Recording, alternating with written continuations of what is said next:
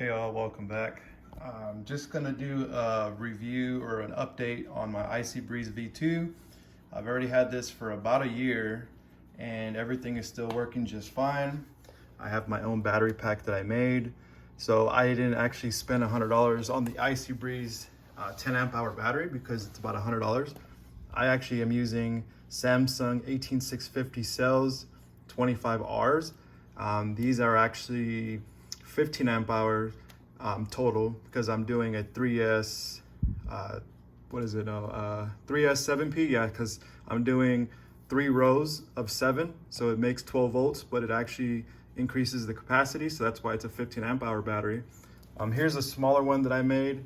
This one's also a 3 row by 3, so this one is a 12 volt by, or I'm sorry, 12 volt, and I think it's like a 5 amp hour battery. So they actually do sell a 6 amp hour battery, which is smaller. So it's kind of like this, and then their larger battery would be bigger with capacity. All you're doing is increasing the batteries. But anyway, this thing works super well.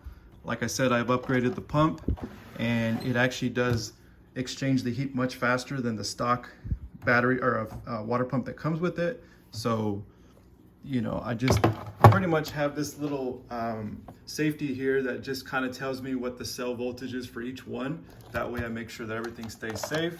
It does have a small BMS on it, so I'm still protected, but this is actually going to ring when the voltage drops. So I just are though. The Icy Breeze, I think this one here was $289. I did get a military discount, so it's pretty expensive, but it works well. I mean, it's really no issues with it. I'm gonna show you the water pump again. I know I've showed you guys before. But you can hear this thing is super loud, but if you notice my water pump, look how strong this is for the flow. So when you get a normal standard Icy Breeze, the water pump pumps very, very, very slow, and it is not as strong as mine. I still have the water pump. It's in my garage. I have it as a backup, but I'll never use it because these pumps here are much stronger and they put out way more water. So the faster you can get the water to go through that radiator, it'll extract more heat and you'll get a lot more cold air. So there's water in there. There's a fill line. You just fill it to there and you keep the pump submerged, which is in here. The pump's hidden behind here.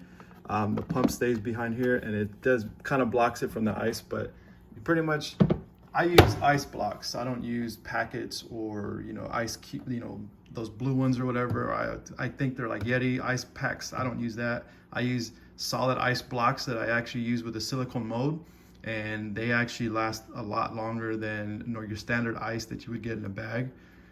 So I get about maybe 2-3 hours out of it, and that's the trade-off. Is the water pump is much stronger, so it's gonna flow more, and your ice is gonna actually break down much faster than you would with the stock one. So that's the thing, is like you can get much colder air, but then your ice is actually dying out much faster, or you leave it the way it comes, your ice is lasting longer, but your cooling is not as cold. Because I've already used it before with the stock pump, and it's not that cold. But with this new water pump that I have here, and this was inside my house, I don't remember what the internal temps were of my house, like the ambient temperature, but I actually got the temperature of the air to come out in the negative. So it's very, very, very cold air. And that was because it was inside my house. Obviously outside with the hotter ambient air temps of like 90 degrees and above, this temperature of the air is still about maybe 40 degrees, 50 degrees, which is pretty good, and it's almost like your car air conditioning. This thing just cannot replace your air conditioner though. It's not meant for it to circulate air and keep your car cool. It's gonna be enough to keep you cool, but it's still very nice.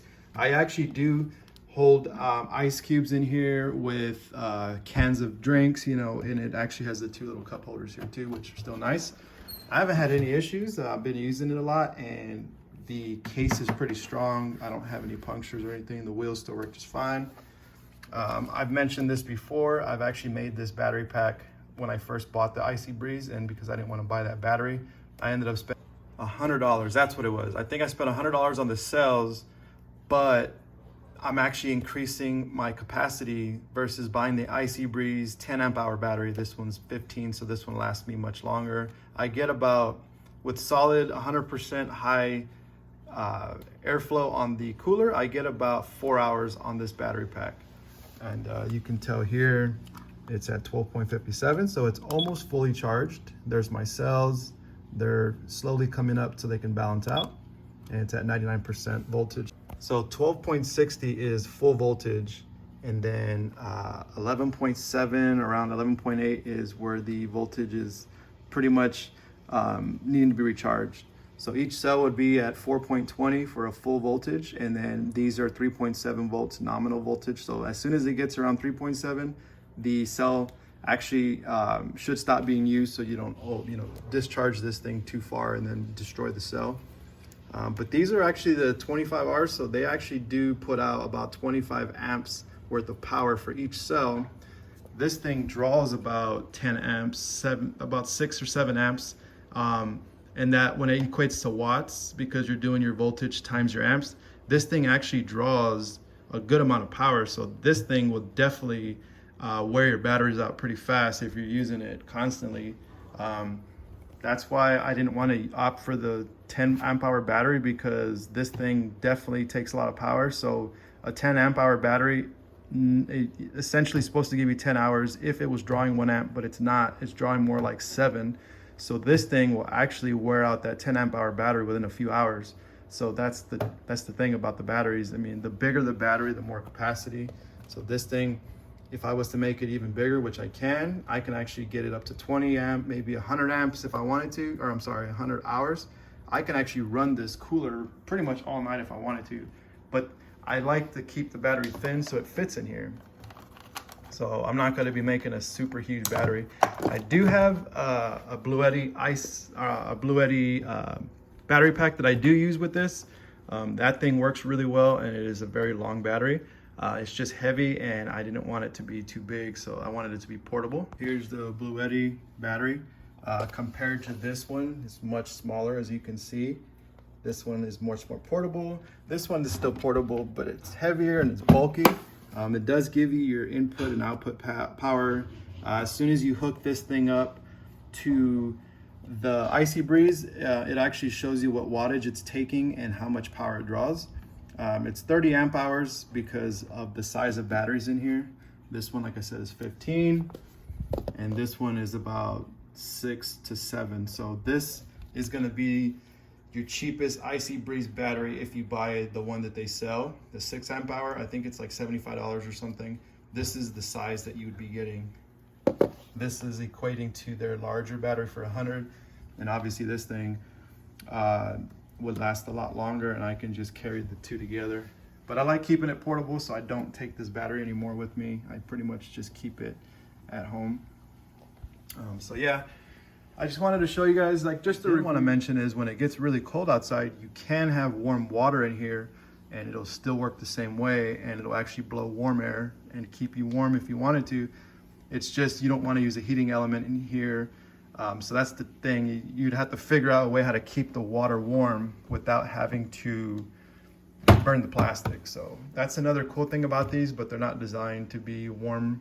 It's supposed to be cool air. So I've actually used it with warm water and it works. So that's just one of the things. I'm not going to show that just because I don't want anybody trying it and then breaking their Icy Breeze or something. But yeah, if you guys have any questions, you can ask me about what I did, but pretty much it's at your own discretion.